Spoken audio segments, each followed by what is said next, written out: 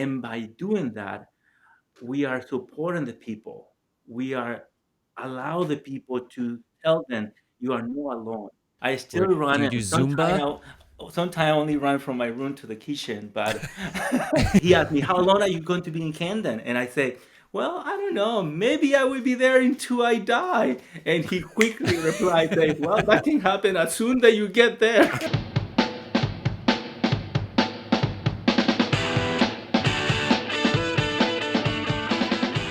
So Casey, have you ever seen Nacho Libre?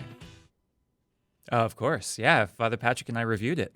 I mean, it's one of my favorite movies, and I remember watching it.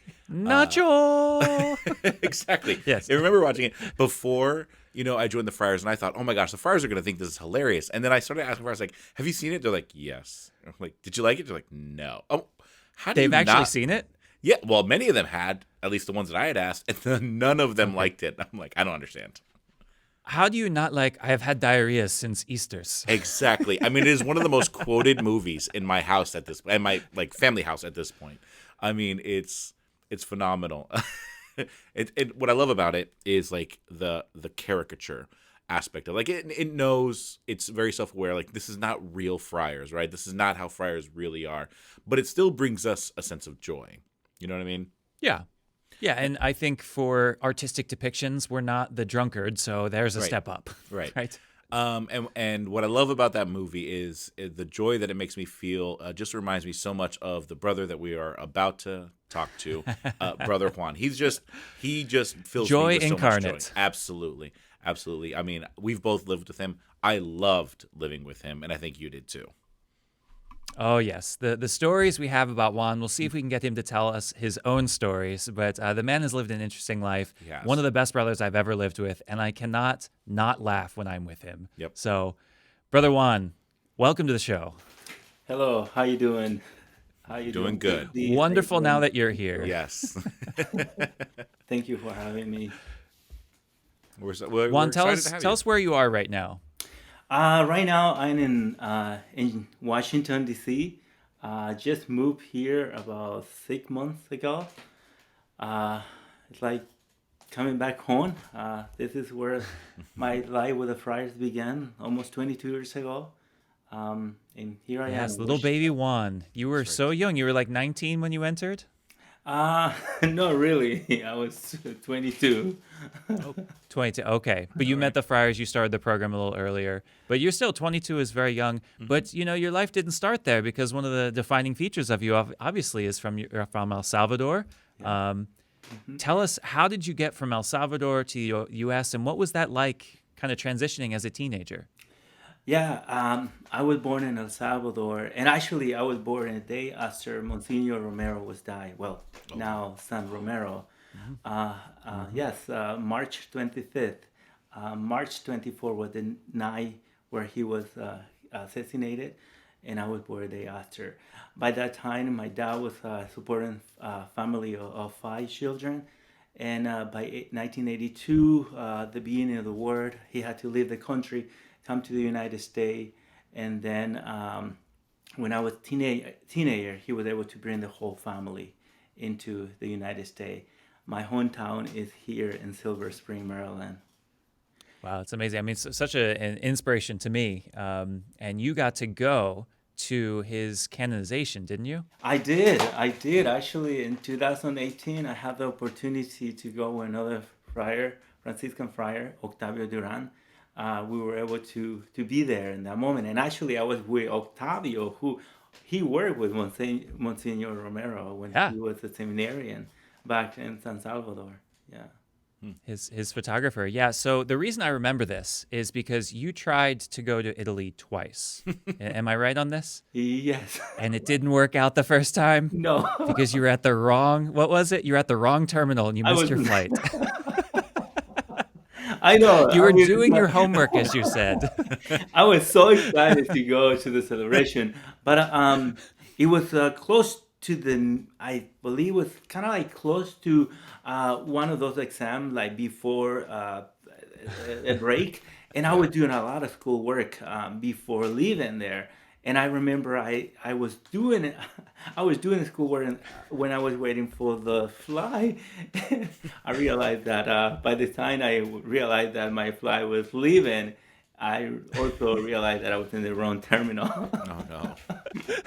I mean, it's funny now, but it was very painful. I mean, it was hard. It hurt. Oh, yes. Yeah, I'm But sure. Well, I remember you coming back to the house and you had texted us and something like, I missed the flight and you didn't come to prayer and you didn't come to dinner. And our guardian was like, is he okay? And we're like, he's fine. He's just a little sad. And you end up getting a flight like a day or two later. But it was like, Yeah, it was, you made it. yeah, I made it. I made it. Yeah. I mean, well, that's really exciting. So, what was it like when you finally got there? Because you got to be at his canonization, and I think that's really cool. Yeah, it was beautiful to be able to fly to go to Rome. That was my second time, and I already had make plan with Octavio. He was waiting for me, and actually he went to pick me up, and it was just a night before. I sleep for about 4 hours, and then early in the morning we had to wake up and be at the Plaza of St. Peter, just getting ready for. And I mean, there were a lot of Salvadorans for all over the world, including me from Chicago. It was beautiful. It was a great feeling to be there. That's one of the things that always impressed me. When I was there, seeing when somebody was getting canonized from a different country, seeing the number of people who would, from that country, either actually living there at the time or living in other countries, who were from that culture, who wanted to be there to witness that event. It's always very inspiring to see, just how much the church is spread and how much it touches people's lives. And I think that was great that you got to be there. Yeah, and Romero is, I mean, a lot for me. I mean, I learned a lot about Romero when I came to the United States. I worked with a lot of priests and nuns from the USA, from El Salvador, who were already living in the Washington area. And yeah, it's part of who I am. I mean, it's that man who was willing to preach the gospel and speak on behalf of those who were not able to speak. And actually, I was one of those. I mean, I was not even born when he was assassinated. Yeah. Well, it's interesting. So you say that you learned a lot about him in the U.S. I've heard that from a lot of Salvadoreños, actually, that they didn't learn about him as much in El Salvador, but in the United States, it was kind of maybe more free to learn about him. What is? I mean, obviously, he's a huge saint now in El Salvador, but it wasn't always that way. Why is that? That was Romero was one of those guys who was spoken again what perhaps the government was doing, and in many cases he was really spoken against the government, and he became the figure for liberation. But not only that, after his assassination there was a whole kind of like movement to kind of like to shut down Romero's memory of what he was trying to say. And I grew up in El Salvador and I lived there all my childhood, and I don't remember hearing about Romero. At least the church was not freely spoken about him. And it was until I came to the United States that I was able to learn about Romero and learn in a very hard way. And I remember I saw the movie Romero with a lot of Salvadorian immigrants in here in DC, and the youth group, and it was hard. I remember, I mean, I was crying the first time that I saw the movie because I mean, the movies show one part, but you are, I mean, you experience from a different point of view, but you know what they're trying to say, but you know your own story, and yeah, you're right. People didn't talk about Romero, and at least it was not public, and in the sense that it is now. Well, they certainly talked about him here, and he was a big part of my own growth in faith. When I went to college, I had a professor that really loved Romero, and he had us watch one of the movie about him, as you had just mentioned.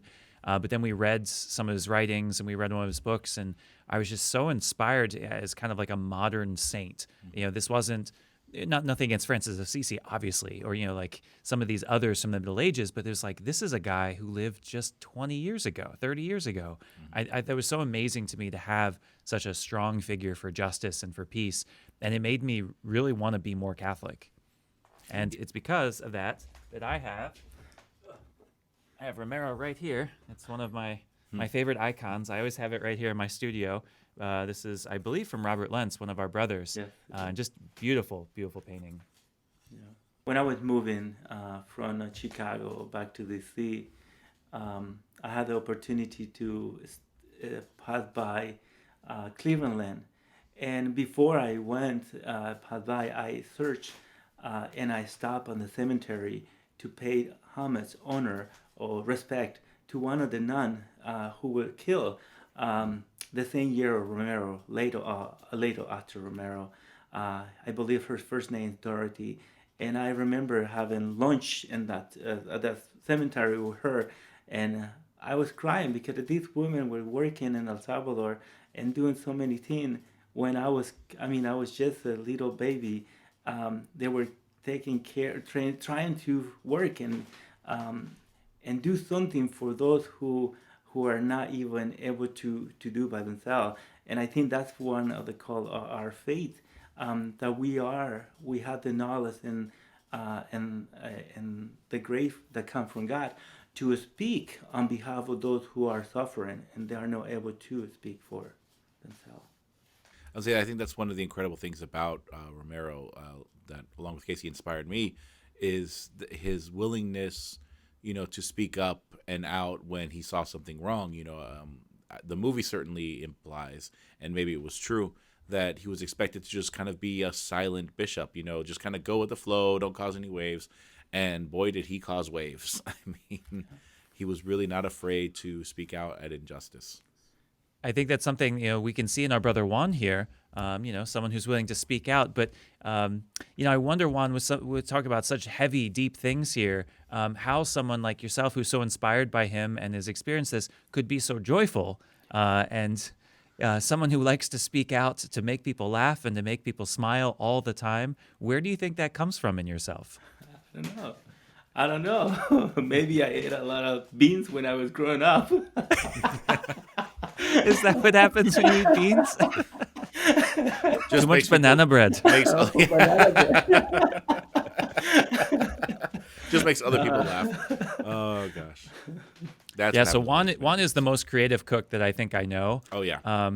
Not the most accomplished cook. I mean, he makes edible food, but the most creative food. Mm-hmm. I'm trying to think, Tito, what do you think the most creative thing Juan has made?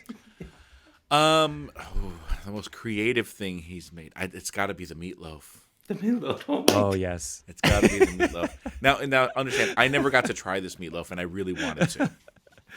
Yeah. So Juan makes meatloaf, and he decides. And correct me if I'm wrong, Juan. If you have some other things in your mind.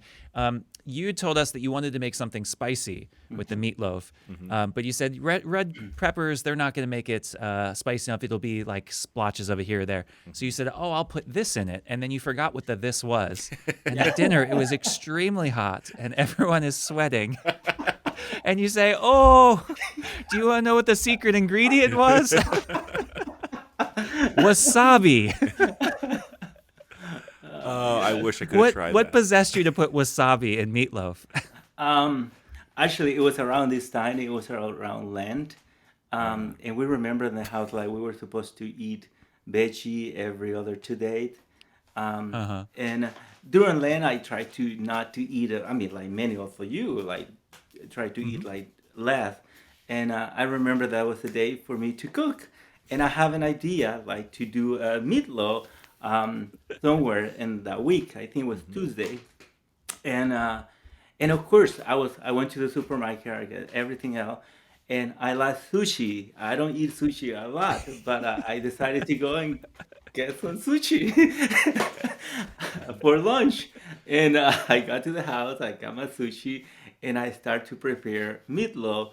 It was not the first time that I was making meatloaf, but I always want, Casey, that's right. I always want the meatloaf to be a little spicy, but it was hard to make the meatloaf spicy in a way that was even, the whole thing. Yep. And I thought, oh my God, if I can just do this, and I can just get a piece of what's the name of the thing? Wasabi. Wasabi, and put it in water, and the salt wet, and then I It's put an amazing. egg, It's amazing. And an Yeah, egg. and I then love put some it. egg. Yes. and Because then I remember, throw it Casey, into everything, throw it more into eggs is always Everything better. more eggs. it. It's like the It was- banana bread with 6 eggs in it. Why? Because I like eggs. and it was it was a little spicy. A little spicy, yes. You have another great story that is at Tito's expense, because you kind of famously don't drink much. You know, every once in a while you'll have a glass of wine and you'll have 3 sips of it and never finish it. But at a party once, you were in charge of mixing the my punch. I forgot about this. And Juan, being the enabler and jokester that he is, just poured like the whole bottle in without telling anyone. Tito had like 1 glass and was like, 2. "What did I just drink?" I was so confused. Yeah, it was. I believe we were having a Cinco de Mayo celebration. Yep. With a declaration, and it was a tequila. There was a margarita. Yep. And Yeah. I mean, I bought extra. I mean, as you say, Casey. I mean, I don't drink, and if I get drunk, I would be just getting drunk by seeing other people drinking. I don't By really- proxy. Yep. Proxy, exactly. But we made a margarita, and I brought more tequila, and I put another bottle of tequila, and it was like, I mean, that was a very fun party. And it already. Yes, I remember. Well, I want people to understand. It already had tequila in it, Yes. and then he added more tequila. And so I was so confused because I take a drink of it. I'm like, oh, this tastes good. It tastes strong, but it tastes good. And I had a glass of it, and so I'm mingling around with people, yada yada yada. And then I have another glass, and I keep mingling, and then all of a sudden I just feel really drunk, and I'm like, this You're a isn't- lightweight, though. We all know that about you. yeah, I'm famously a lightweight. I'm like, this can't be right. And so I'm like, I'm leaving the party. I'm going home, and I walk home. Fortunately, it was like a block away, and like, you know, we had a brother who was in recovery who, when he saw me like coming home hammered, was upset with me. He's like, why do you do this? It doesn't do me any good to see you this drunk kind of thing. And I'm just like, I can't say I didn't mean to, but I'm like, I don't know what's going on. And it wasn't until years later that I found out. Oh, Sorry, Tito. Juan added Juan, tequila. famously a near occasion to sin. Sorry. It's okay. I mean, it just made me laugh. But I was just like, that makes sense. And I thought I had explained it away in my head. I was like, I guess I just don't metabolize tequila well.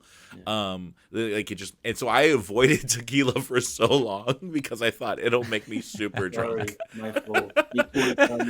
Mi gran culpa. He says he's sorry, but he had a great time.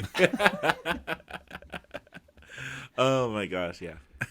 I think that one of the things that when I moved to Chicago, and I think Casey was living there.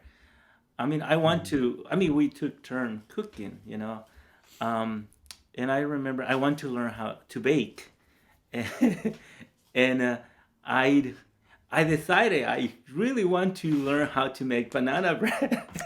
What's your favorite food? So good. It is my favorite food, and actually, Casey, your mother make a very good banana bread. Juan would ask me to get my mom to send him banana bread, and she would. And She would send it to him and Yeah. not me. Yeah. Oh gosh. But anyway, I tried to make banana bread, you know, and but one of the things that I really I dislike to follow recipe. So much is true. Yes. and the banana bread would say like 2 banana. I would put like 4 banana. It would take more like banana.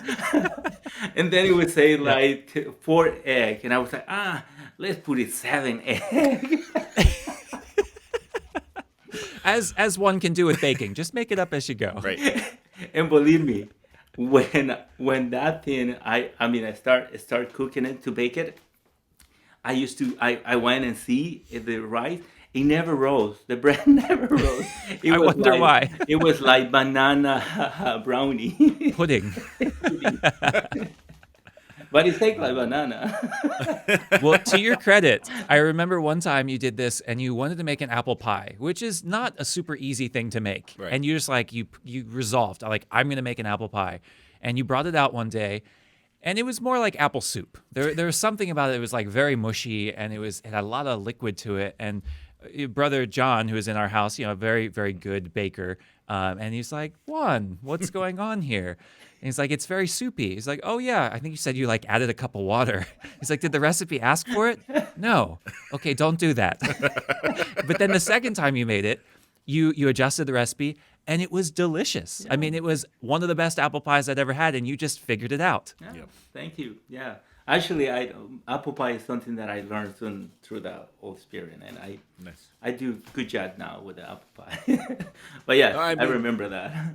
No, I mean, like, Juan, when you cook, it's usually good, even when you're experimenting, every once in a while the experiments go a little haywire, but no, it's usually very good.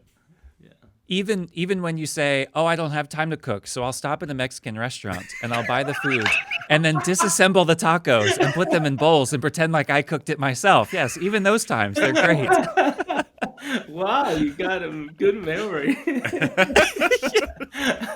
Juan, the things you do, I will never forget. But I fit you. Yes, you did. Yes, you did. Yes. Yep. Wow. Another one that comes to mind, so Juan likes watching movies, and we would watch movies together. Mm-hmm. And there was one night where he came to the community and said, hey, I have a movie I'd like to watch together. And you're like, all right, what's it called? And I think it was Little Boy. Yes. And you're like, well, what's it about? And you're like, oh, in World War II, there was the atomic bomb? I was like, oh, yeah, there was like Fat Man and Little Boy was named it. So it's about that. He's like, yes.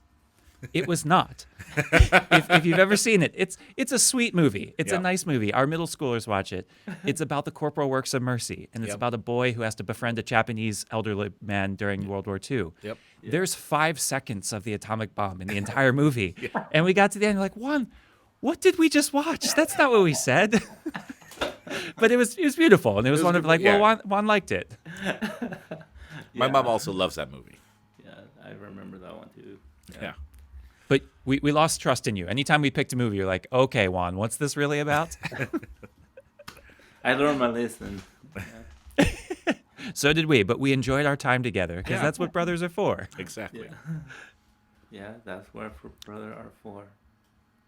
So one of the things that I always admired about you was that you painted. Now, I understand you haven't painted in a little while, but you had done that through formation. You did it in your first couple assignments. Tell us about painting. And unfortunately, you're not doing it much. I think you're just a little busy as a priest, but you used to paint really creative, beautiful things. Thank you.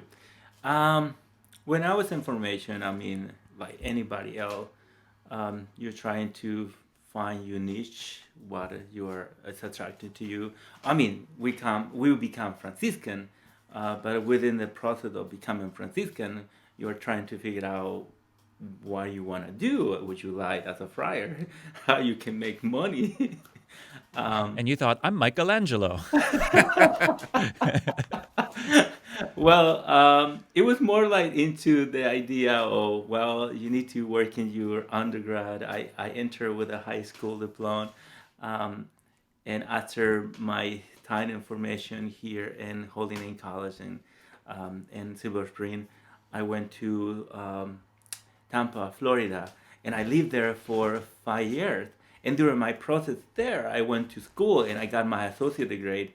And it was during my working on my credit for my associate degree that I started taking some painting classes and drawing, and that was when I was already done with my associate degree. I had to work in my undergrad, and that's how I talked to my formator and say, hey, can I stay in Florida and finish my undergrad?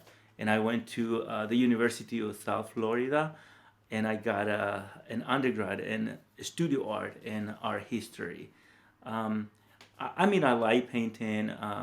It's a very, very, I mean, it's a good thing. I like it. I most of the time when I have been able to paint, I do a lot landscaping and saints or like sculpture image. But You strike me as someone who would not do paint by numbers. Have you ever done paint by numbers? no, but You want to just sometimes, let it flow, let the imagination run. well, sometimes I can be like the same way with like the same way that I cook. I tend to be very free with my Yeah. painting. You can't cage him. That's right. Um, yeah, I enjoy doing it. The hard part that I find sometimes is that when you are painting, you have to be very isolated by the rest of the world, kind of like by yourself.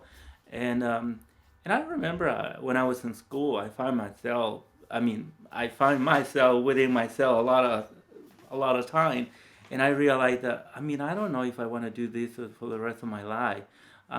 I mean, I don't consider myself a great artist, you know, um, but I that was the hard part for me. But in the other side is the ability to be able to create something with your hand. And I think that's the beauty of any artist. I mean, you can be a painting great, even someone who cooks, you know, you can be A able to baker. create something with your hand. And like someone who is able to do Even is even just talking. This is a one thing to talk with your hands very creatively. with your hand. Yeah, that was the beautiful part of that. Yeah. That was something that brought me to Tampa, Florida, and actually that was my first experience of living in fraternity outside of the formation part, um, and it was great experience. I mean, living with this particular community of we were all together four friars. Um, I had to mention it. Sean O'Brien was perhaps why Your favorite friar. yes, he even said. I mean, yeah, Famously, I would say Sean Sean O'Brien. wakes up and he meets someone. He's like, "Oh, I know Juan. I'm his favorite friar," and it Yeah, was true. yes, it was great to live with Sean. He was my mentor. Well, he kind of it became my mentor when I was there. We spent a lot of time together when I was in school, and he was working in the parish on Sacred Heart, and he was really very kind of like allow me to become who I want to become as a friar. And I remember there were so many times when I came from school, like after a long day of schoolwork, um, or waiting for final grade, and kind of like being so a little ancient or kind of like tired too, and sometimes after my grades would arrive, and I would say like I mean I did good most of the time, but he always will be encouraging me and saying, Juan, remember, there's always room for improvement, man. There's always room for to do better, to do better. Um, Is he the one that taught you pull my finger? I was to say the irony of that coming from our dear brother Sean. well, he was one of many. Well, Well, it's such a striking discrepancy sometimes when you think about you in art, and I think you pointed out that you alone in your room for so long, you created beautiful works of art, but it seems like a travesty that you wouldn't be out with people because you're so affectionate and you're so fun, and I think that you found that when you left the art and you went to Camden, and then you realized like I kind of love working in a church, and this is kind of your calling, and you went from not being a priest to realizing, this has been my call along. I do want to be a priest. What was that like of realizing, I want to celebrate the sacraments. I want to be with people. that's a very good question. Um, yeah, when Thank I you. was in Tampa, I finished my degree on December 2011, and I remember I began working in the parish. And actually, the parish, I mean, is a wealthy parish. That they have enough money to pay another friar, and they want me to be there. And actually, I want to. It's a great parish. I love it. I have a very good friend, very good people that I know there. But after being there, after finish school, I realized that I need to move on, and the invitation was there. Jod Wagner, I think if I pronounce his name right. Jod came to St. Petersburg for a retreat, and we met. I mean, I met Jod many years ago. Actually, he's the first friar that I met when I came to the state. He kept your letter. You sent him a Yes, letter he before you did. even entered. He printed it out. So he had it like 30 years later. He still had it, which was Yeah, crazy. Yep. yeah. And I met with him, and we talked, and he invited me to come north, to come to Camden, New Jersey. And I was like, wow, Camden, New Jersey. What is that? And he said, well, it's right next to It's a Philadelphia. beautiful place. Very safe. Yes. It's a Nothing wrong at beautiful all. place. um, it was hard. The move was hard. I remember the night that I left Tampa. Before I went to bed, as I usually I do, I did my prayer, and I remember I was kneeling in my room, and I started crying, because I cried for two reasons, because I lied my ministry in Tampa, and it was night, and I felt I was very happy there. People really loved me, and I felt well. There's no need to leave. But at the same time, I was crying because like, oh my God, what are you getting into?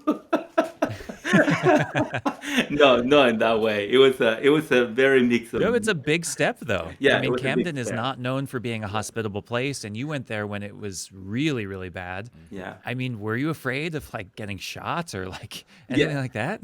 It was. I remember that I shared with. I moved to Camden, and when I got there, there was a meeting. Actually, before I moved to Camden, there was a meeting with the friars, and I met a friar who lived in Philadelphia for several years, and he asked me, "Where are you going?" I'm moving north. I'm going to Camden, New Jersey, and he was like, "Camden, New Jersey, really?" It's like, and I asked, why? How long? He asked me, how long are you going to be in Camden? And I say, well, I don't know. Maybe I will be there until I die. And he quickly replied, saying, well, that can happen as soon as you get there. Yeah. Yep. Very true. That may not be as long as you think. Yeah. But it was it. Now I can go back and look those 4 years, and they were the most beautiful year of my life. Um, I mean, well, I hope there are more beautiful years in my future life. But it was beautiful. Camden was a lot of challenge, but the community was great. Living with Hugh, my Cherry, Judd, and brother Carl, uh, it was beautiful. Lupe, and And Lupe, every how year could we, we forget Lupe, the dog, La yeah, Reina? yeah, it is a dog. And every year we have a student inter for the summer. And actually, you, Casey, were there for summer. I was. What a wonderful joy it was. I remember the very first words you said to me, Juan. You said, "Don't worry, you're white. They won't shoot you. They think you're a customer." Did I I said, say "Oh, that? okay." Yes, you did. And then I think Judd said, "Oh, we don't worry about the people. We worry about the stray dogs," which I still think of in the Right. community I live in now and other Yep. places I've lived. I don't actually worry about people much, but stray dogs you don't mess with. That's true. Is that where you guys met for the first time, or had you met prior to that? I believe we maybe. I mean, we met in different occasions. Yeah. But I think that was the First time we time. lived together, we may have met before. Okay. All right. Just wondered. But I sort of knew of you. I mean, his reputation preceded him. Yes. Not quite the banana bread reputation yet, but as No, just like a joyful, salt of the earth brother that's great to live with. And that's what I remember about that community. You mentioned those four guys. I mean, was it three? Three of you were there together, and then Lupe. It was one of the better communities I ever lived in because you guys ate together, you prayed together, you worked together, you had recreation together. And what I loved was that you walked around the neighborhood with Lupe every day. And it wasn't just to walk the dog, it was like a silent protest because someone had been shot from the church. And so at that time, every day, you walked around just to say, like, we're going to patrol this area as people of peace. And it was like kind of silent evangelization, silent protest, and people would join every day. They just knew the friars were there. I think it was beautiful. Yeah, one of the things that I've noticed and experienced repeatedly is that Juan, you leave an impression on people, like a really really positive impression on people. Jay and I went on a march. I don't remember where or when, but it was not in Chicago, which is where we were living at the time. And there were people there who saw us in our habits, and they're like, "Oh, are you guys Franciscans?" And we're like, "Yeah, yeah." And usually when we meet people on the street, they don't know what we are. And they go, "Oh, we know a Franciscan. His name's Juan Turcios. Have you met him?" And we're like, "Of course." That makes all of the sense. We're like, "Yes, how do you know Juan?" And I don't remember honestly how they knew you, but they knew you, and they just thought you were the most wonderful person. Well, you remember, when we moved to Chicago, we were in D.C. first, and Mom was going back to school, so there was this big move of new Franciscans. That's right. I wasn't there because I was on internship, but Right. I checked in after a couple months. I was like, "Ooh, how's the new school? How's everyone working?" And they said, "Oh, don't worry. Juan is the mayor. He's the right. mayor of CTU, the Mayor of university." CTU. Everyone knew who he was. He found himself an invite to every single party. He was friends with people from every religious organization. He's Yep. like, he's the ambassador for the Franciscans. That's right. I forgot that. Juan, how did you get that title? How quickly did it come? The mayor. I think it was more like, yeah, when I arrived, I began to. Well, the other thing, I mean, Just started inviting yourself to people's houses, if I remember correctly. no, Do you have it didn't banana bread? invite I'll me. come over. Yeah. Yep. I think there was someone previous to me, before me, that had that title. Was the mayor, yeah. Yeah, the mayor. And then you took it from him. You're like, You- "No, I'm here. I'm the biggest personality now." I don't know if it was, but like looking back on it, it feels pretty immediate. I mean, I don't remember when we started talking about it, but I just remember like it wasn't even winter yet, and we were already discussing like Juan as the mayor of CTU. So it was pretty quick. Yeah, always a force. And finding yourself in so many different situations. So you said you were in Tampa, you were in Camden, but then after you were ordained, you said that wasn't enough. I want to go to the #1 murder capital of the country, which is Gary, Indiana. Gary, We've had Mike Sarufka on the show already. Yep. Yeah. What was that like? You were kind of founding a new community. You were going into this desolate place. Like Camden had a reputation, but it still had a lot of things going on. Yeah. Gary didn't. So what was it like living there? I would say that Gary is, for me, kind of like my first baby after ordination, because it was my first. Okay. Okay. I mean, my first ministry as a ordained a friar. I moved to Gary before, during my, I was a deacon, and it was during the time of COVID. I talked to Michael Taruska, which I love a lot. Michael has been a great mentor during my time in CTU, after my time at CTU. And I talked to Michael, and Michael was kind of like by himself during that time. And believe me or not, I mean, during COVID, Illinois was very strict. I mean, the city of Chicago, they don't even, I mean, they didn't open the churches for masses later into the end of the year. When Indiana was like wide open, like people would go to mass. There's no one and all there. that. What difference does it make? And I talked to Mike, and I realized I want to do my summer assignment and in order to get ready for my ordination for the deacon. And Mike was open to that, and it was a great community. It was the two of us. We were between Gary and Cedar Lake, and it was the beginning of this. I mean, Mike had been working there several years before me. But it was the beginning of this beautiful community. And yes, a little bit different than Camden, New Jersey.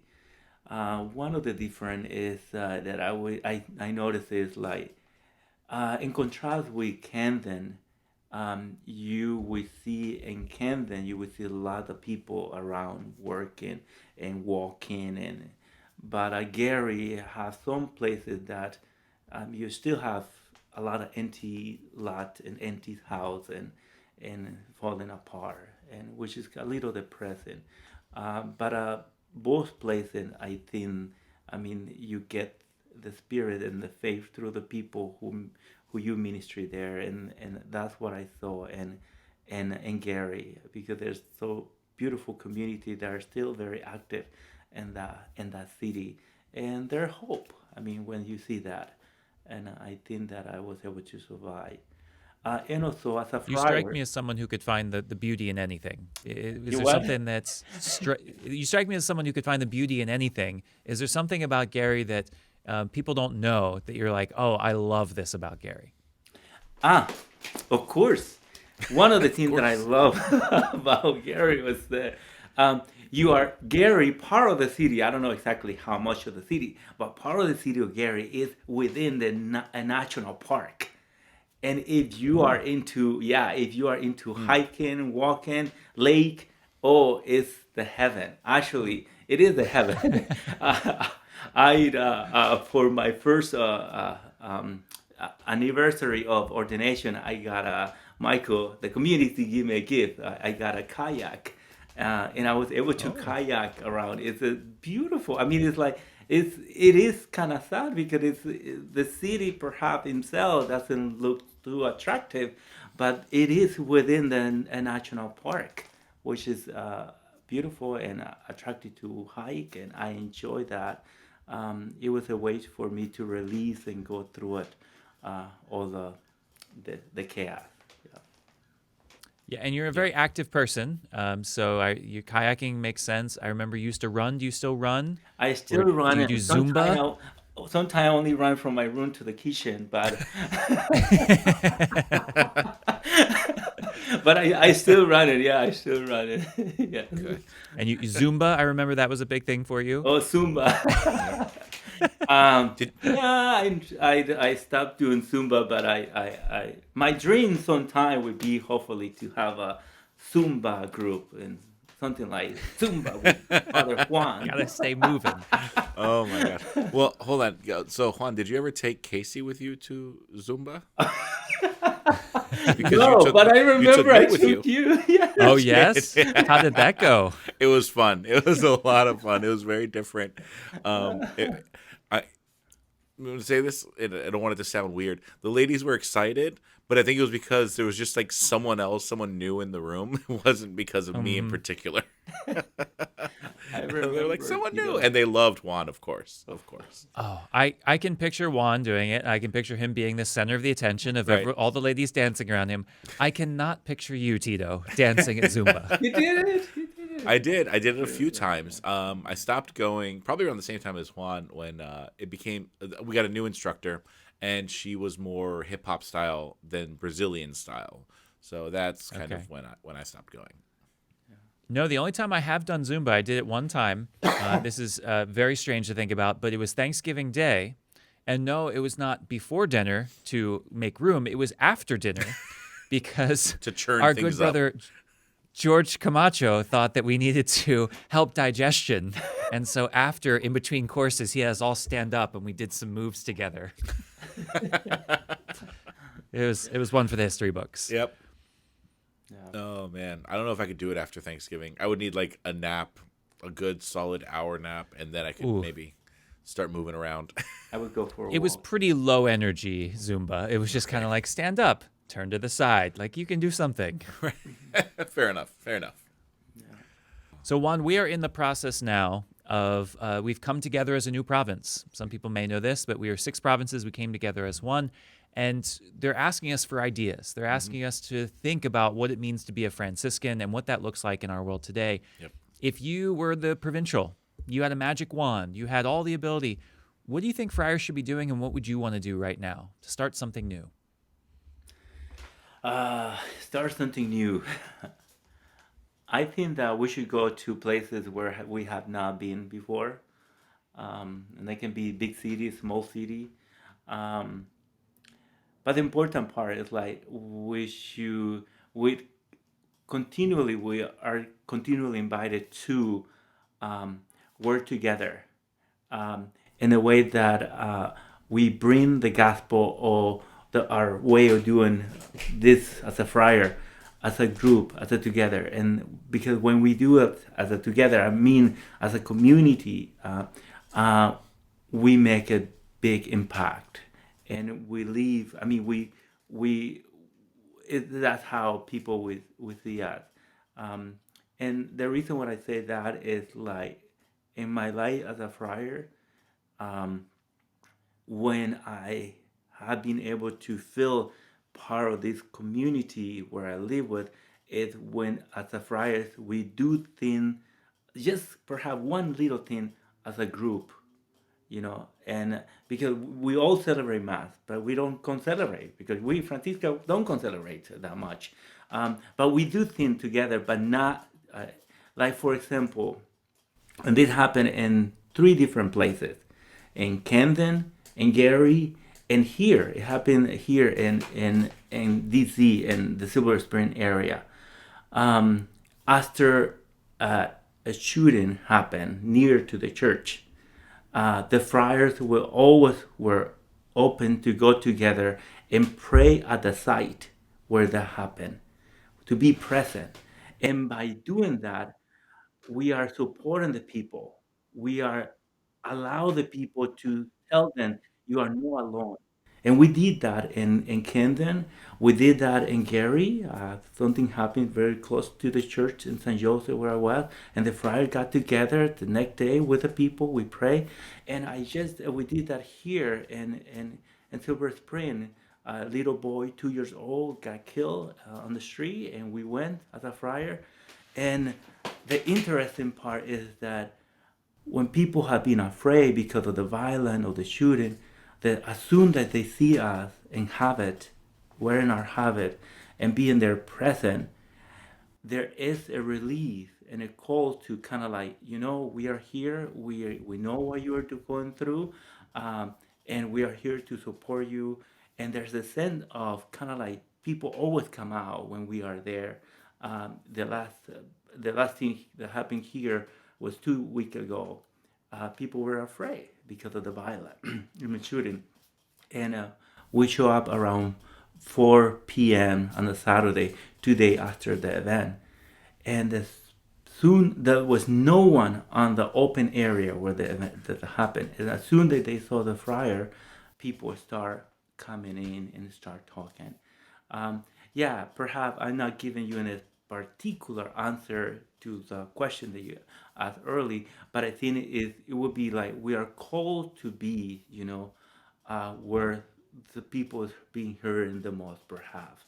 Um, and And I think that common witness is so important. Yeah, yeah, You know, for sure. you, Hugh Juan, are obviously an extraordinary friar, and Tito as well, and me in my own ways. But together, we're greater than the sum of our parts. There's something about us together, and I think just the symbol of the habit is so important. And that's what I know you've experienced, what I've experienced in my life. The fraternity is so very important with Camden and Gary and Silver Spring and Chicago. All three of us lived in Chicago, in that one community. That it was one of the best of my life. There's something about us together that's so important. yeah. Well, hermano, we thank you so much for taking some of your time to talk with us. You are such a joy to talk with. Always make me laugh. I'm a little weary sometimes when you cook, but it's always an adventure to be around you.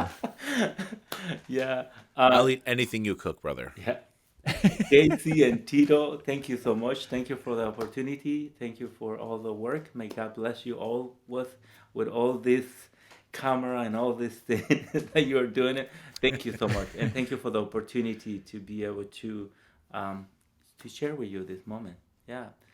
Well, before we let you go, my mom tends to watch the things I make. So do you have anything for Kathy? Oh, Anything you'd like to say? oh, please say hello to Kathy. I always pray for her. I hope she's keep doing the Salvadorian trip on the beginning of the year, if I'm not mistaken. Yeah, she just came back. Yep. Yeah, say hello to her and your dad, Excellent. Sonny.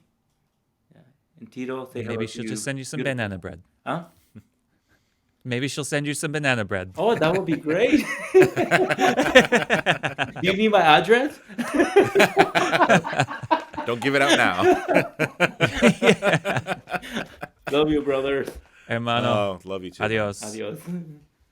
Tito, if you were to pick your power five, I mean, Juan's got to be like a top 3 pick, Oh, right? It's like hands- first, second round. Hands down. No, Doesn't I matter mean, the situation. never, because like even if Juan always comes. It's the way he, like we've talked about and joked about it. It's the way he thinks. He thinks differently. He always comes up with creative ideas, and not all of them are gonna be like immediately practical or helpful. But that ability to think differently is so important. I think he's absolutely right that our presence with people, our ability to walk with people, needs to be a huge part of what we do going forward and going to new places. I completely agree with him. Yeah, and we've both lived with him, and there's a jokester part of him, and he's a silliness and all that. But there's also, a very deep spiritual side to him, and he's often in prayer, and he's one that will raise hard questions in a community and call people out, not in any aggressive way, but just like, this is the way we should be living, and I'm confused why we're not doing this, and like all the package together. Yeah. No. I enjoyed living with him. I would love to live with him again in fraternity. I've missed him greatly. This was great to be able to connect with him. Yeah, and it's tough because we live so far apart. He's in the middle of the DC now. That's You're right. in New York. I'm in Georgia. He was out in Gary for so long. It's a tough part of our lives, but what a wonderful opportunity we have to interview a new friar every week. And we'll have one next week. Do we know who it is yet? No, but we'll have one.